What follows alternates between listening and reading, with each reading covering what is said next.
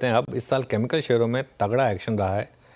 नवीन fluorine और SRF जैसे share इस साल 30% से ज़्यादा चढ़े हैं। चीन पर टैरिफ अटैक से भी ग्लोबल केमिकल इंडस्ट्री की तस्वीर बदली है। केमिकल सेक्टर का आगे के लिए आउटलुक कैसा रहेगा, इस पर चर्चा करने के लिए हमारे साथ अजय जोशी केमिकल्स के फाउंडर अजय जोशी मौजूद हैं। और यहाँ पर आई थिंक ये कहना मेरे लिए लाजमी होगा कि अजय जी ने सबसे पहले शायद 3 महीने पहले या 4 महीने पहले हमारी ये कॉन्वर्सेशन हो रही थी, जिसमें उन्होंने कहा था कि केमिकल शेयरों में एक क्लियर बॉटम उन्हें नज़र आ रहा है और अर्निंग्स में काफ़ी कंपनियां सरप्राइज़ कर सकती हैं और काफ़ी स्टॉक्स में पोटेंशियल नज़र आ रहा है उन्हें। Ajay ji, good afternoon. आपने वो बहुत सही पकड़ा था उस समय, केमिकल शेयरों का जो टर्न अराउंड था, क्या देखा था आपने ऐसा, और अब ये मूव जो प्ले आउट हुआ है उसके बाद अब क्या व्यू होगा? जी अनुज जी, आई थिंक देखिए, स्ट्रीट कस्टमर्स से सारी इंफॉर्मेशन हमको आती है। सो कस्टमर्स पहले नब्ज पकड़ते हैं कि मार्केट में क्या होने वाला है विद रिगार्ड टू प्राइसिंग और डिमांड को लेकर के। तो जैसा अभी आप इनफैक्ट डिस्कशन में जो भी कर रहे थे, वो सुरेंद्र शर्मा जी का छप्पर फाड़ के वाला, तो वही हिसाब केमिकल सेक्टर में भी अभी चल रहा है। काफी तगड़ी हमें ग्रोथ देखने को मिली है पिछले क्वार्टर में। कंपनीज लाइक जुबिलेंट इंग्रेविया हो गई, 122% उन्होंने क्वार्टर ऑन क्वार्टर एक्सपोर्ट में सर्च दर्ज करा है। प्रीवी स्पेशलिटी हो गई, क्लीन साइंस, विनिति, इन सब कंपनीज ने काफी अच्छा परफॉर्म करा है। सो जब यूएस चाइना का जो जियोपॉलिटिकल टेरिफ वॉर चल रहा था, तो यूएस के कस्टमर्स ऑलरेडी शिफ्ट होना शुरू हो गए थे। सो पर्टिकुलरली कस्टमर्स जिनको अंदेशा था, जिनकी चाइनीज सप्लाई डिपेंडेंसी बहुत ज्यादा है, सो ऑलरेडी उन्होंने फॉरवर्ड ऑर्डर्स प्लेस करना शुरू कर दिए थे इंडियन कंपनीज के ऊपर। सो इसका बेनिफिट अच्छा खासा इंडियन एक्सपोर्टर्स को मिला है। कंपनीज जुबिलेंट हो गई, फाइन ऑर्गेनिक्स हो गया, एसआरएफ हो गया, देन प्रीवी स्पेशलिटी हो गया, विनिति ऑर्गेनिक्स हो गया, इन सब कंपनीज को। और मौजूदा क्वार्टर में भी ये बना रहेगा। इस क्वार्टर में भी हमें रिकॉर्ड एक्सपोर्ट रेवेन्यू देखने को मिलेगा कंपनीज से। इनफैक्ट एग्रोकेमिकल कंपनीज भी जो यूएस मार्केट को केटर करती हैं, कंपनीज जैसे कि यूपीएल, जिनका यूएस से रेवेन्यू पिछले 2-3 साल में काफी ज्यादा बढ़ा है, उनको काफी अच्छा फायदा देखने को मिलेगा।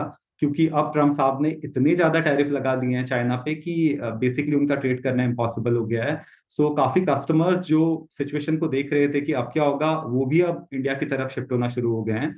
सो ये कहते हैं ना, दो बंदरों की लड़ाई में बिल्ली का फायदा। तो यूएस चाइना की जो जियोपॉलिटिकल वॉर चल रही है, इंडियन केमिकल कंपनीज ने काफी अच्छा फायदा उठाया है। हम्म।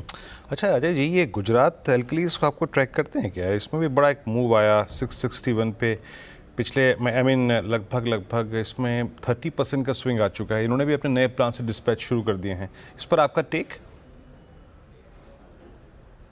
जी, गुजरात एल्कलीज का एक तो उनका ट्रेडिशनल बिजनेस है, क्लोर एल्कली सोडा ऐश का बिजनेस, दूसरा फॉस्फोरिक एसिड का बिजनेस।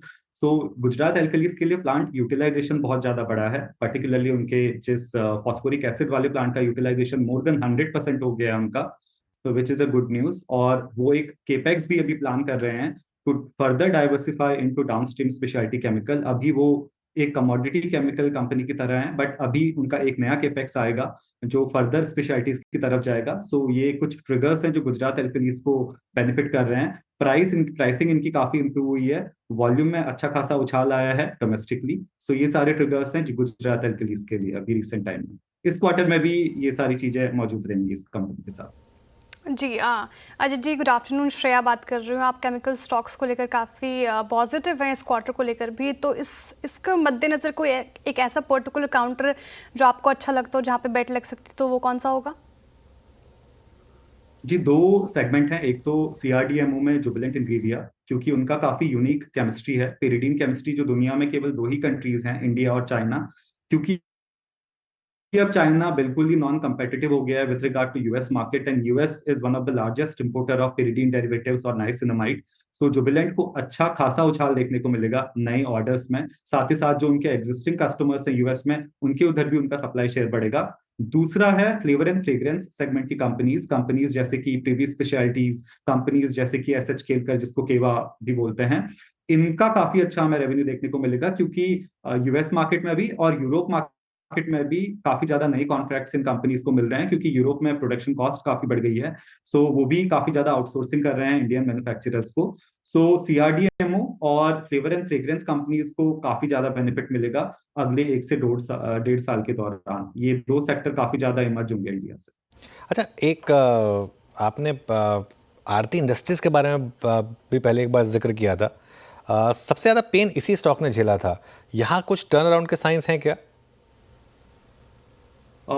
अनफॉर्चुनेटली आरती इंडस्ट्रीज का जो प्रोडक्ट रेवेन्यू स्प्लिट है वो काफी ज्यादा टिल्टेड है एक दो प्रोडक्ट्स के लिए, पर्टिकुलरली उनका जो मोनोमिथाइल एनिलीन है उस प्रोडक्ट में एटलीस्ट अगले 6 से 8 महीने में ना मुझे वॉल्यूम ग्रोथ दिख रही है ना मुझे वैल्यू ग्रोथ, प्राइसिंग इंप्रूवमेंट या मार्जिन ग्रोथ दिख रही है। सो आरती के लिए तो वो पेन कंटिन्यू ही करेगा।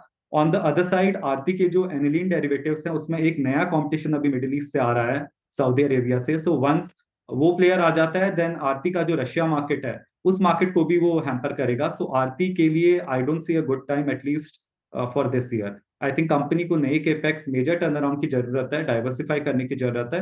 अदरवाइज एग्जिस्टिंग प्रोडक्ट पोर्टफोलियो से तो कंपनी के लिए ये साल बिल्कुल अच्छा नहीं। पर अजय जी, ये मुझे जो एक चीज़ थोड़ा सा डरा रही है specially for speciality chemicals is that Chinese dumping fears. आप इससे सहमत हैं क्या अगले 2-3 महीने 4 महीने के लिए? जी Chinese dumping definitely rest of the world में देखने को मिलेगी, मिडिल ईस्ट हो गया, आसियान हो गया। मगर इसमें एक डेवलपमेंट जो और हो रहा है वो है यूरोपियन यूनियन और इंडिया का ट्रेड एग्रीमेंट। अगर वो ट्रेड एग्रीमेंट हो जाता है तो Europe is a big consumption centre chemicals का, जहां चाइना फिर डंप नहीं कर पाएगा वहां भी इंडिया को एडवांटेज मिलेगा। सो अगर यूएस और Europe market Indian chemical exporters capture कर लेते हैं देन चाइनीज डंपिंग उनको अफेक्ट नहीं करेगी। But Chinese dumping definitely affect करने वाली है एग्रोकेमिकल एक्सपोर्टर्स को जो लैटिन अमेरिकन कंट्रीज में एक्सपोर्ट करते हैं, Brazil and all those consumption centres, क्योंकि अमेरिका के बाद सबसे बड़ा कंजम्पशन सेंटर जो है एग्रोकेमिकल्स का वो लैटिन अमेरिका ही है। उधर ऑलरेडी ब्राजील चाइना का एफटीए साइन हो चुका है, चाइनीज कंपनीज ने ऑलरेडी वहां इन्वेस्टमेंट करने शुरू कर दिए हैं। So Latin America as a market definitely हमें बहुत स्ट्रगल करना पड़ेगा। बट यूरोप एंड अमेरिका को लेकर के एटलीस्ट आई एम कॉन्फिडेंट कि इंडियन एक्सपोर्टर्स को अच्छा खासा फायदा देखने को मिलेगा। अच्छा अजय जी, जो अगर आप देखें रेवेन्यू, जो कंपनियां सबसे अधिक यूएस से लेके आती हैं उसमें से एक पीआई इंडस्ट्रीज भी है ना? पीआई पे आपका टेक क्या है? आई मीन स्पेशली इस स्टैट्स के मद्देनजर से the top most I think revenues contribution from US, pi पे आपका टेक क्या है? जी पीआई का ये रेवेन्यू आता है पायरॉक्सीसल्फोन से, जो वो कुमियाई के लिए बनाते हैं उधर। सो कुमियाई का जो ये प्रोडक्ट है, ऑल्दो इसका पेटेंट तो एक्सपायर अभी हो रहा है इस साल यूएस में, मगर इसका फॉर्मुलेशन पेटेंट 2034 में एक्सपायर होगा। सो पीआई के साल अभी पे पास अभी 8-9 साल हैं टू कंटिन्यू यूएस सेल्स। मगर अनफॉर्चुनेटली पायरॉक्सीसल्फोन का जो डिमांड है यूएस में वो थोड़ा सा अभी घट रहा है, क्योंकि जो कुमियाई जो पायरॉक्सीसल्फोन खरीदती है पीआई से बनवा करके, उन्होंने रेवेन्यू गाइडेंस में थोड़ी सी कटौती करी है। सो पीआई के लिए थोड़ा बहुत वैल्यू एंड मार्जिन्स में हिट देखने को मिलेगा, मगर volume growth quarter on quarter वो मेंटेन रख पाएंगे। बट पीआई को इस प्रोडक्ट से डाइवर्सिफाई करना होगा। अगेन बहुत ज्यादा डिपेंडेंसी उनकी 70-80% डिपेंडेंसी उनकी यूएस रेवेन्यू की इसी प्रोडक्ट से है। सो ये प्रोडक्ट से उन्हें जल्दी से हटना पड़ेगा, क्योंकि इस प्रोडक्ट में डिमांड धीरे धीरे कम आती जा रही है। प्रोबेबली नई प्रोडक्ट लॉन्च करेगी कॉम्पिटिशन कंपनीज जो इस प्रोडक्ट को यूएस मार्केट में सब्सटीट्यूट कर देंगे। तो जब तक पायरॉक्सीसल्फोन पे पीआई की डिपेंडेंसी है, थोड़ी सी डाइसी सिचुएशन रहेगी कंपनी के लिए, वॉलेटिलिटी रहेगी, क्योंकि एक ही कस्टमर है, एक ही प्रोडक्ट है जो यूएस में जा रहा है। अजय जी, एक आखिरी सवाल मेरी तरफ से, हालांकि आपने इस पे थोड़ा जिक्र किया भी, लेकिन डिटेल में जानना चाहूँगी। पोस्ट चाइना +1 स्ट्रैटेजी इंडिया कैसे प्लेस्ड है ग्लोबल केमिकल सप्लाई चेन में? जी अभी इंडिया के पास टाइम है केपेक्स करने का नया। अदरवाइज इंडिया में जो केमिकल सप्लाई चेन है ना काफी ज्यादा स्कैटर्ड है।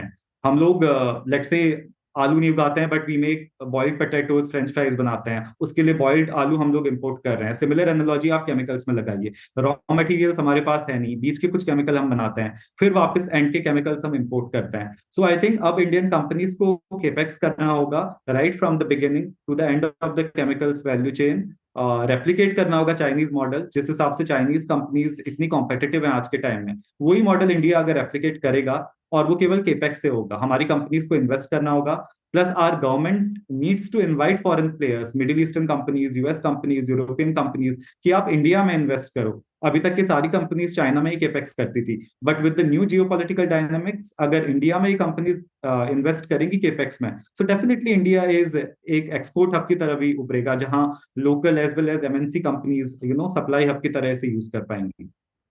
क्या कहा आपने? हम बॉइल्ड एग इम्पोर्ट, बॉइल्ड आलू इम्पोर्ट कर रहे हैं? मैं थोड़ा सुन नहीं पाया था उसको. जी अनुज जी, एनालॉजी ये है कि जैसे केमिकल्स में ना हमारे मेन रॉ मटेरियल्स हम लोग नहीं बनाते हैं, रॉ मटेरियल हम इंपोर्ट करते हैं, बट बीच के कुछ केमिकल बनाते हैं. सो मैं ठीक एनालॉजी है. कनेक्ट कर रहा था कि अगर हम फ्रेंच फ्राइज बनाते हैं तो India is like a country जो आलू इंपोर्ट कर रहा है, तो आलू हमें उगाना पड़ेगा इधर, केमिकल्स के रॉ मटेरियल बैकवर्ड भी हमें बनाने पड़ेंगे इधर, तभी हम लोग कॉस्ट कंपेटिटिव हो पाएंगे.